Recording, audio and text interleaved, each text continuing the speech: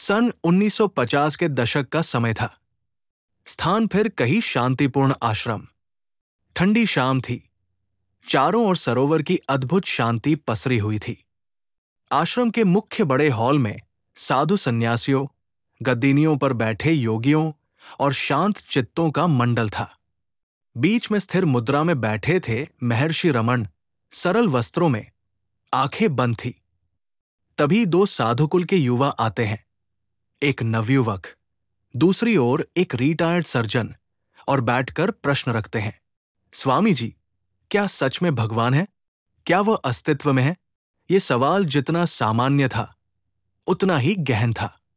पहला संवाद, शांतचित्त सुनना। महर्षि के होठों से एक ही शब्द निकला, क्यों?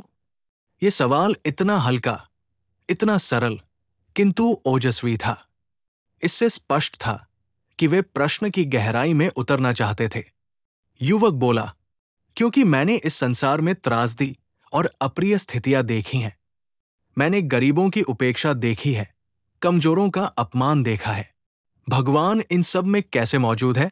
क्या उसका अस्तित्व ही सत्य है? महर्षि की दृष्टि अभी भी अन्नी सी थी, लेकिन उनके हृदय में ऐसा प्रेम था जैसे वे सुनने की साधना कर रहे हों। उन्होंने धीमी आवाज में कहा, जो प्रश्न तुम उठा रहे हो वो जरूरत और व्यथित हृदय से उपजा है। लेकिन मैं चाहूंगा कि तुम अब प्रश्न नहीं पूछो, बल्कि ध्यान से सुनो, मन का शब्द मौन करो, और उत्तर स्वयं धारा प्रवाह रूप में समक्ष आ जाएगा। तभी उन्होंने पादयात्रा का मार्ग प्रशस्त किया कि यहीं, वही दीवार की ओर ध्यान लगाओ, और ये देखो कि दीवार है या दीवार का धारणा है। दूसरा संवाद, मैं कौन हूं की साधना। महर्षि ने कहा, संकल्प, मैं की अनुभूति। जब तुम पूछते हो कि क्या भगवान है, तो पहला प्रश्न होता है, मन किसने पूछा और वो कौन है? जब तुम कहते हो मैं पूछता हूं, तब वो मैं कौन है, उस मैं का अनुभव करो। ध्यान, अंतर्दर्शन साधना। अब आंखें बंद करो, श्वास को सामान्य बनाए रखो और अपने भीतर से मैं की अनुभूति की ओर ध्येय लगाओ। मैं कौन हूं? महर्षि यहां चुप्पी साधते हैं और कई साधु चुप हो जाते हैं। खुद का प्रत्यक्ष अनुभव। यदि तुमने कहीं मैं का अनुभव कर लिया, चाहे एक तेज चमक जैसी, तो वो गुरुत्व वाला केंद्र है। ध्यान करो, उसे पकड़ो। वो वह है जो भगवान के रूप में जाना जाता है। ये कहकर वे आराम से मुस्कुराते हैं। साधु मंडली चुप होती है। वातावरण में दिव्य शांति फैलती है। तीसरा संवाद, गोपनीय सत्य की रूपरेखा।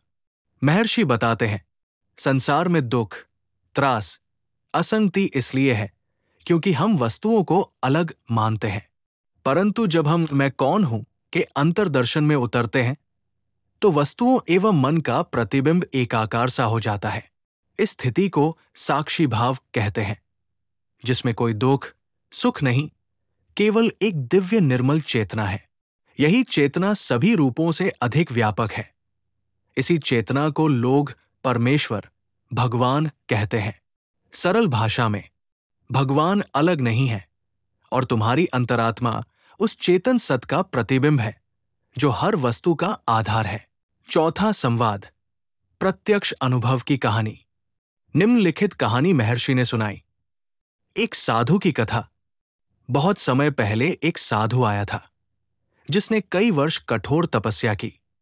उसने स्वर्ग, लोक, रत्न, सुख सब देखे। फिर उसने महर्षि को पूछा, मुझ में क्या कमी है? महर्षि ने उत्तर दिया, एक कमी है, तुम पद्धति में उलझे हुए हो। अब तुम्हें केवल मैं कौन हूं का ध्यान करना है, और वो जब होगा तो वो आत्मज्ञान दीपक की तरह तुम्हारा रहेगा। साधु ने ध्यान किया। रातें जागकर मैं के ध्यान में डूबे। अचानक उसी रात अहंबोध में परिवर्तन हुआ। हर दिन, हर चीज उसी उजाले में डूब गई। महर्षि बोले, तुमने देखा, जब तुम स्वयं में डूबे तो दुनिया सपना न होकर स्वयं तुम्हारा अस्तित्व बनी। पांचवा संवाद, भौतिक दुनिया का क्या? एक छात्र ने पूछा, अगर सब एक हो तो फिर ये भौतिक त्रासदियां, विसंगतियां, अन्याय आदि क्यों? ये भी भगवान की ही तो रचना है।